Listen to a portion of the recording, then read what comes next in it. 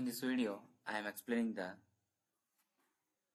ninth program of PUC first year computer science.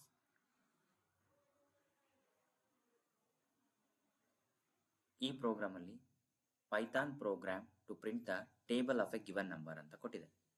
ಅಂದ್ರೆ user ಇಂದ ಒಂದು ನಂಬರ್ನ ಅಕ್ಸೆಪ್ಟ್ ಮಾಡ್ಕೋಬೇಕು, ಆ ಒಂದು ನಂಬರ್ನ ರೀಡ್ ಮಾಡಿ ಆ ಕೊಟ್ಟಿರ್ತಕ್ಕಂಥ ನಂಬರ್ಗೆ ಮಲ್ಟಿಪ್ಲಿಕೇಶನ್ ಟೇಬಲ್ನ ಬರಿಬೇಕು ಅಥವಾ ಟೇಬಲ್ನ ಬರಿಬೇಕು.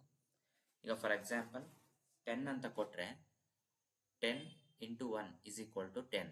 ಅದೇ ರೀತಿ 10 ಇಂಟು 2 ಇಸ್ ಈಕ್ವಲ್ ಟು 20. ಅದೇ ರೀತಿ ನಮಗೆ 10 ಇಂಟು 10 ಇಸ್ ಈಕ್ವಲ್ ಟು 100. ಈ ತರ ಟೋಟಲ್ ಆಗಿ ನಮಗೆ 10 ಟು 1 ಟು 10 ವರೆಗೂ ಪ್ರಿಂಟ್ ಆಗಬೇಕು. ಅಂದ್ರೆ ಯಾವ ನಂಬರ್ನ ಕೊಟ್ಟಿರ್ತೀವೋ ಆ ನಂಬರ್ದು ಟೇಬಲ್ ಪ್ರಿಂಟ್ ಆಗಬೇಕು. ಈಗ ಅದಕ್ಕೆ ನಾವೇನ್ ಮಾಡ್ತೀವಿ, ಫಸ್ಟ್ ಒಂದು ನಂಬರ್ನ ಅಕ್ಸೆಪ್ಟ್ ಮಾಡ್ಕೋಬೇಕು.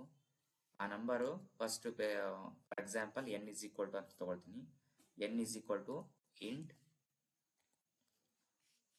ಇನ್ಪುಟ್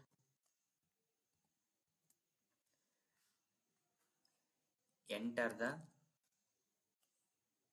ನಂಬರ್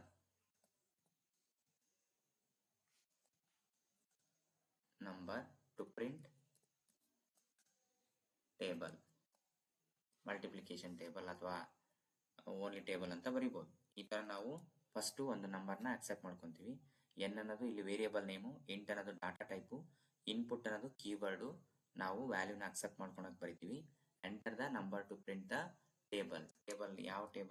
ಯಾವ ನಂಬರ್ಗೆ ನಮಗೆ ಟೇಬಲ್ ಪ್ರಿಂಟ್ ಆಗಬೇಕು ಅದನ್ನ ಅಕ್ಸೆಪ್ಟ್ ಮಾಡ್ಕೊಂತೀವಿ. ನೆಕ್ಸ್ಟ್ ಏನ್ ಮಾಡ್ತೀವಿ, ಒಂದು ಪ್ರಿಂಟ್ ಸ್ಟೇಟ್ಮೆಂಟ್ ನ ಬರಿತೀವಿ. Print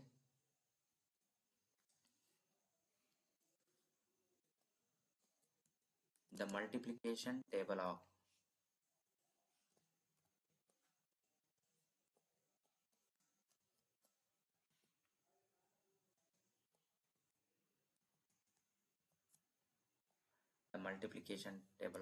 n. ಅಂದ್ರೆ ನಾವು ಯಾವ ವ್ಯಾಲ್ಯೂನ ವೇರಿಯೇಬಲ್ ನ ತಗೊಂಡಿರ್ತೀವೋ ಆ ವೇರಿಯೇಬಲ್ ನ ಕೊಡ್ತೀವಿ, ಅದು ಪ್ರಿಂಟ್ ಆಗುತ್ತೆ.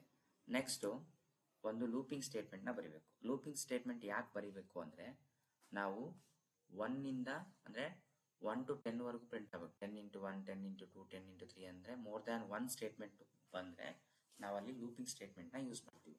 ಲೂಪಿಂಗ್ ಅನ್ನೋದೇನು? Looping is a statement. It has to execute repeatedly until the specified condition is satisfied. ಒಂದು ಕಂಡೀಷನ್ ಸ್ಯಾಟಿಸ್ಫೈ ವರೆಗೂ ಅದು ಸ್ಟೇಟ್ಮೆಂಟ್ ಎಕ್ಸಿಕ್ಯೂಟ್ ಆಗ್ತಿರ್ತವೆ. ಅವನ್ನ ನಾವು ಲೂಪಿಂಗ್ ಸ್ಟೇಟ್ಮೆಂಟ್ ಅಂತ ಕರಿತೀವಿ. ಇಲ್ಲಿ ಒಂದು ಕೌಂಟ್ ಅಂತ ಹೇಳಿ ತಗೊಂತೀನಿ variable. Count for count in range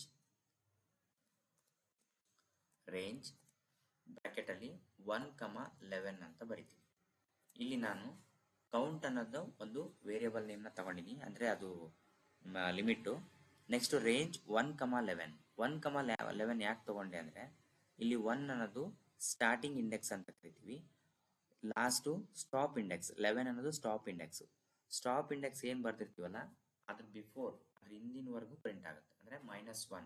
ಇಲ್ಲಿ n ಕೊಟ್ರೆ n - 1 ವರೆಗೂ ಪ್ರಿಂಟ್ ಆಗುತ್ತೆ.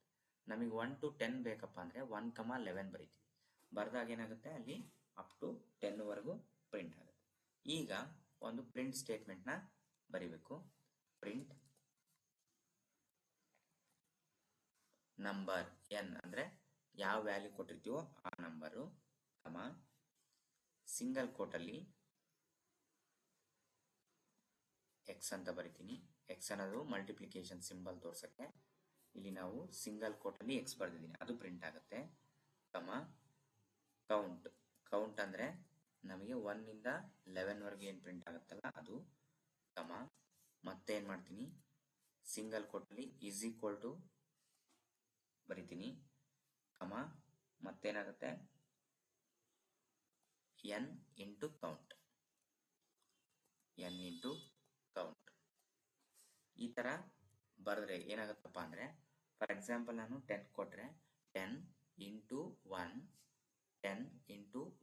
Is equal to 10 into 1 10 print ಆಗುತ್ತೆ. ಈ ತರ ನಮಗೆ ಫಾರ್ ಲೂಪ್ ಅಲ್ಲಿ ವ್ಯಾಲ್ಯೂಸ್ ಪ್ರಿಂಟ್ ಆಗುತ್ತೆ. ಈಗ ಇಷ್ಟು ಪ್ರೋಗ್ರಾಮ್ ಆಯ್ತು. ಇದನ್ನೇನ್ ಮಾಡ್ಬೇಕು, ಪ್ರೋಗ್ರಾಮ್ ನ ನಾವು ಸೇವ್ ಮಾಡಬೇಕು. ಸೇವ್ ಮಾಡ್ಬೋದು, mul.py ಅಂತ ಸೇವ್ ಮಾಡ್ತೀನಿ. ಸೇವ್ ಮಾಡಿ ನೆಕ್ಸ್ಟ್ ಈ ಪ್ರೋಗ್ರಾಮ್ ನ ರನ್ ಮಾಡಬೇಕು. ರನ್ ಮಾಡು. ಇಲ್ಲಿ ಎಕ್ಸ್ಪೆಕ್ಟೆಡ್ ಕೋಲನ್ ಅವಾಗ ಹೇಳ್ದಂಗೆ ನಾವು ಇಫ್ ಸ್ಟೇಟ್ಮೆಂಟು ಲೂಪಿಂಗ್ ಸ್ಟೇಟ್ಮೆಂಟು ಯಾವೇ ಬರೆದ್ರು ಕೂಡ ಇಲ್ಲಿ ನಾವು ಕೋಲನ್ನ ಬರಿಬೇಕು. ರನ್ ಮಾಡಿದಾಗ enter the number to print the table ಅಂತ ಬರುತ್ತೆ. ನಾನು ಫಾರ್ ಎಕ್ಸಾಂಪಲ್ 8 ಅಂತ ಕೊಡ್ತೀನಿ.